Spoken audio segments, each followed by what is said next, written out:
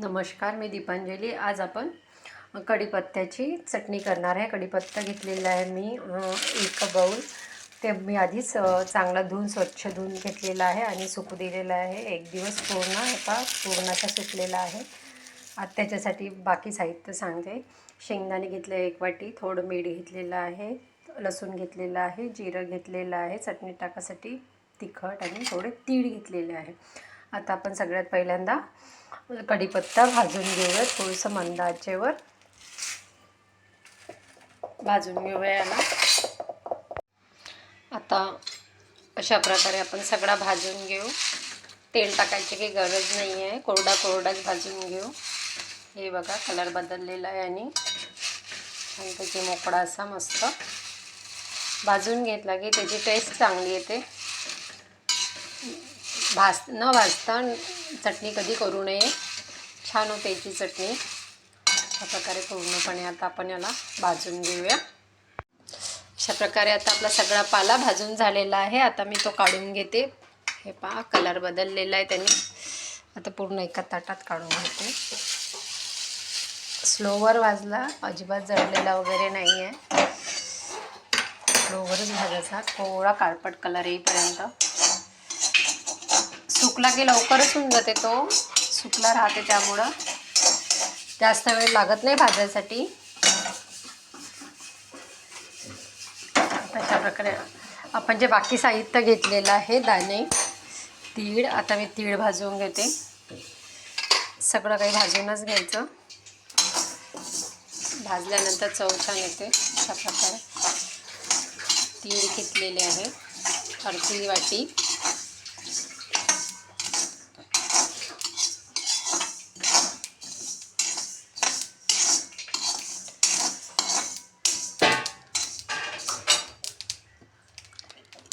आता नंतर आपण शेंगदाणे भाजून घेऊ। शेंगदाणे भाजून घेते। शेंगदाणे असे स्लोवर, थोडे जास्त करणे होऊ द्यायचे, थोडेच भाजायचे। जास्त कट झाले तर ते जळकट लागते, म्हणून थोडेसेच भाजायचे। उन्हाळ्याच्या दिवसात खायसोबत काहीतरी चटणी पाहिजे, म्हणून ही पण वेगळी एक होते, चांगली लागते। जवसाच्या चटणीसारखीच लागते। करून पहा तुम्ही, तुम्हाला जर आवडेल तर। तुम्ही जर माझ्या व्हिडिओला नवीन असेल तर लाईक करा, शेअर करा, सबस्क्राईब करा।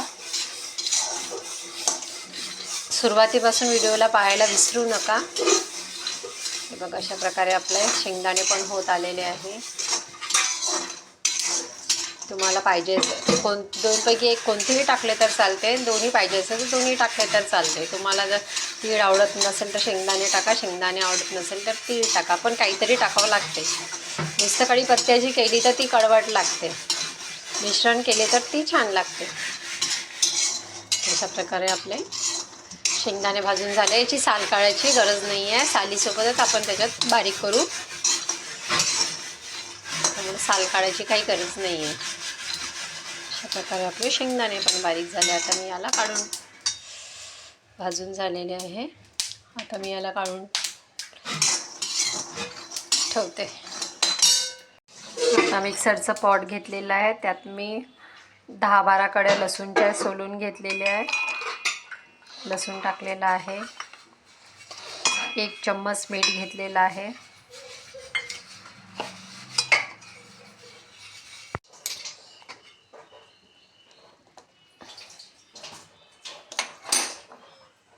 एक चम्मच तिखट टाकते,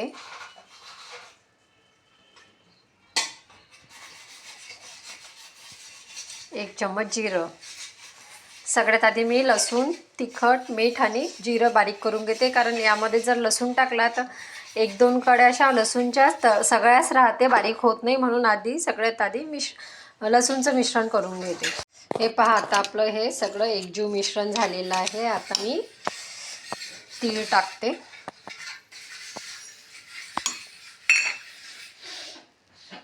तीळ बारीक करून घेते। नंतर शेंगदाणे बारीक करून घेऊ तीळ झाल्यानंतर। त्यामध्ये मी शेंगदाणे पण टाकलेले आहे। आता तीळ आणि शेंगदाणे आपण सोबत बारीक करून घेऊ।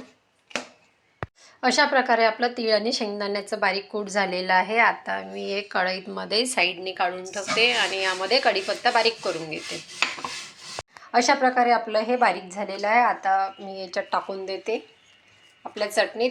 अशाप्रमाणे मी सगळा कढीपत्ता हा बारीक करून घेते. माझं पॉट लहान आहे त्यामुळं 2-3 वेळा करायचं आहे. अशा प्रकारे ही चटणी कढीपत्त्याची झालेली आहे आपली. तुम्हाला जर हा व्हिडिओ आवडला असेल तर लाईक करा, शेअर करा, सबस्क्राईब करा. नक्की करून पहा, ही रेसिपी तुम्हाला आवडेल.